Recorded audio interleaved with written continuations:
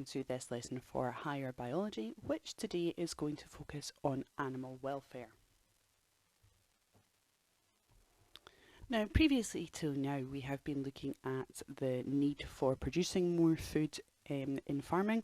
We've looked at how we can increase our crop yields and increase the yields of substances we get from animals, such as meat or milk.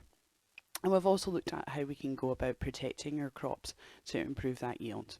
Today we're going to focus on understanding how and why the welfare of animals is studied, and you will be expected to be able to state the costs and benefits of providing different levels of animal welfare when we're thinking about livestock production, and give at least 3 examples of behavioural indicators of poor animal welfare. Now, animal welfare traditionally really just meant the healthiness of an animal. However, we've now expanded this definition to consider its behaviours as well. So we're really referring to both the physical and mental well-being of animals, and it's measured by indicators such as behaviour, their physiology, so how they are physically, their longevity, how long they're going to live for, and their reproductive capacity, whether or not they can reproduce and breed healthy young. And we have a specific Animal Welfare Act that provides 5 freedoms for animals. So they are free from hunger and thirst, free from discomfort, free from pain, injury or disease. They are free to express normal behaviour, and they are free from fear and distress.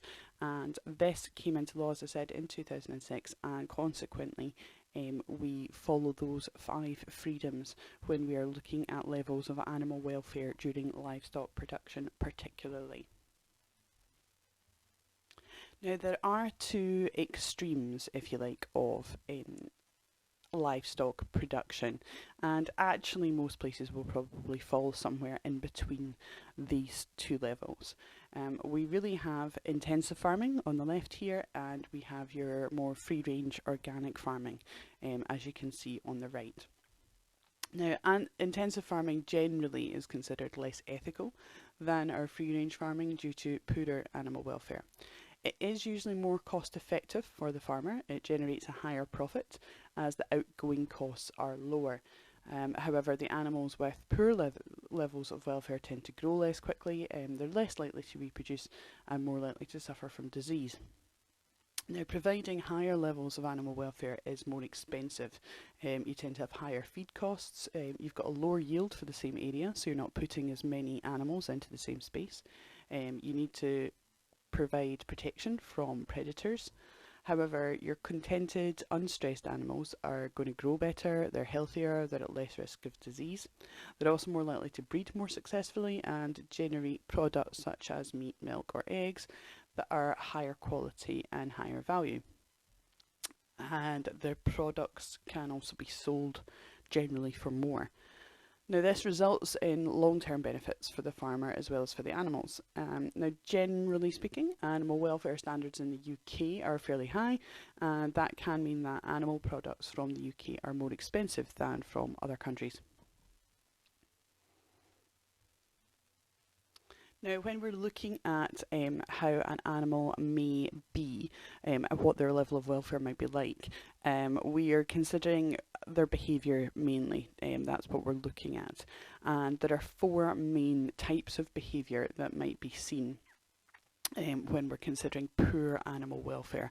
These are stereotypi, misdirected behaviour, a failure of sexual or parental behaviour, and altered activity levels.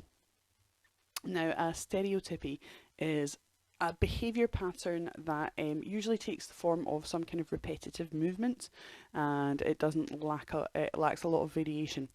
Normally, if you're kind of looking on, this might appear to sort of lack purpose. They're wandering aimlessly. It's usually displayed by an animal that's in very bare or confined quarters.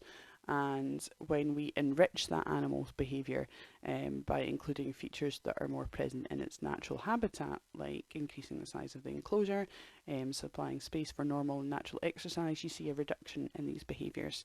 So where you're looking at footage of zoos or Farm animals, we're looking for repetitive chewing, maybe it might be pacing up and down. You're looking for any kind of repetitive movement that seems to lack any particular purpose.